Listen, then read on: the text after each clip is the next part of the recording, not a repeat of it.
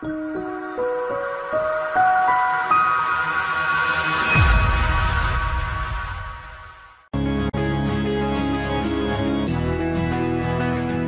to Hospitality Property School. You are listening to Hospitality Property School with your host, Jerry McPherson.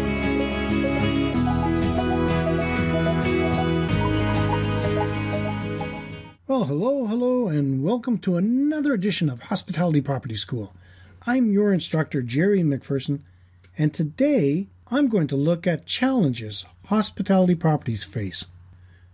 Working with hospitality properties for almost 25 years has given me much awareness on the problems many properties encounter. These can vary from missing a poor review on Tripadvisor to a collapse of an organizational structure. The following are the top 8 challenges I have seen hotels, resorts, inns, and bed and breakfasts face on a daily basis. These are in no particular order. 1. Not paying attention or disregarding online reviews. Nowadays, it is impossible to dismiss the overwhelming power and influence of social media. As much as some hoteliers would like to think, the power of social media cannot be ignored. With close to 60% of the hospitality property reservations made online, I am still surprised that many hospitality properties don't bother to keep on top of their online status. Without tracking what guests are saying online about their products and services, or comparing themselves to other competitors, it is difficult to see what your guests see as problems and how to improve. 2. Not focusing on budget. Many independent hospitality property owners do not have a true understanding of their costs and will accept any business that comes their way, even if they are losing revenue.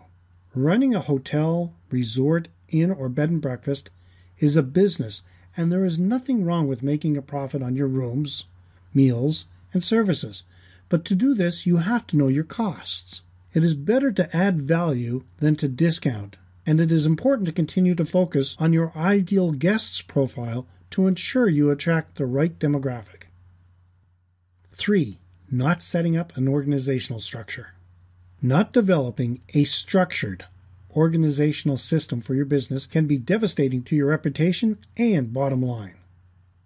A workable organizational structure for your hospitality property is imperative to ensure you have the checks and balances in place for consistency in your operation.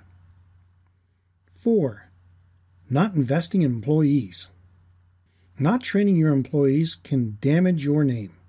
Hiring a nephew or the daughter of a friend is all right, but you have to give them the proper tools to do the job.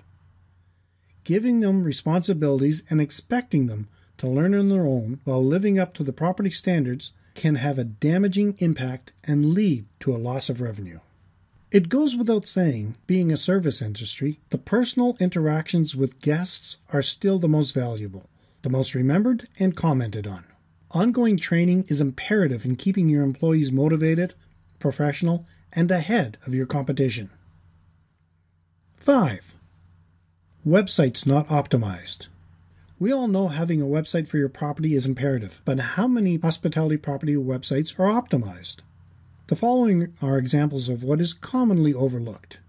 Not having a promotions page. Not rewarding guests for booking on their website. Not promoting the number one product. Not being optimized for smartphones and tablets.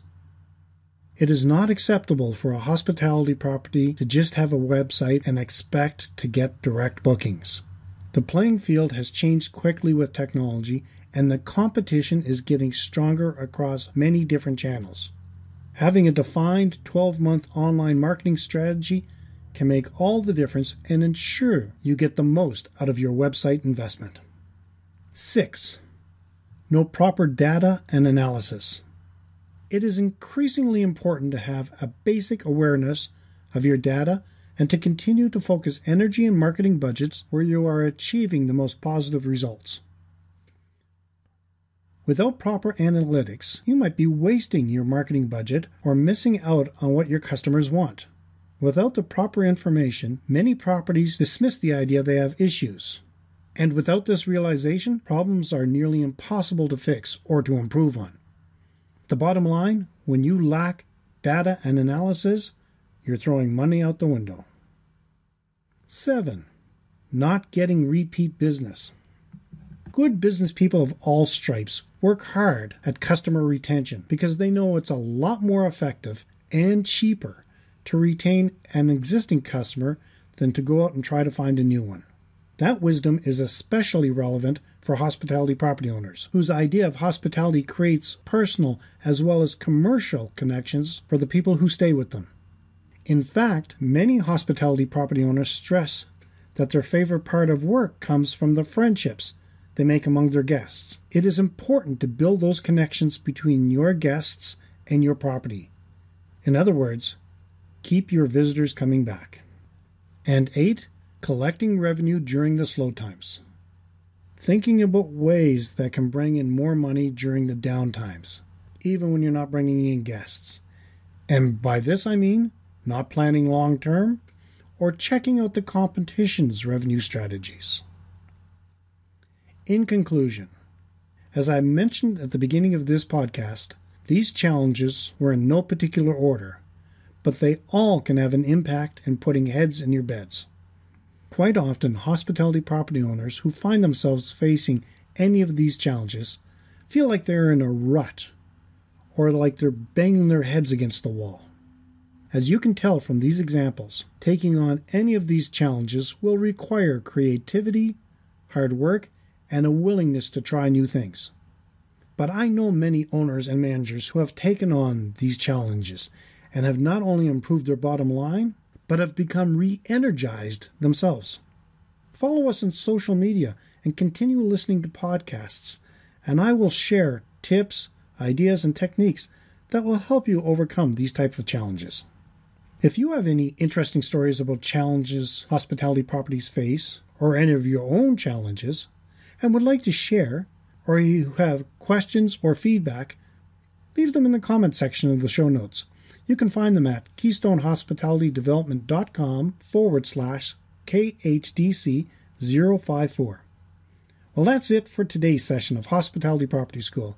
We appreciate your comments, and if you have topic ideas, please reach out to us on Facebook at facebook.com/KeystoneHDC, on Twitter at twitter.com/KeystoneHDC, or by email at info@keystonehospitalitydevelopment.com. As always, let's work together to put heads in your beds. Until next time, have a fun day. This session of Hospitality Property School has come to a close.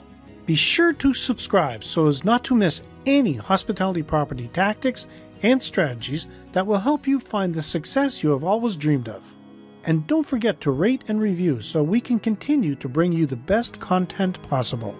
We will see you next time, right here in Hospitality Property School.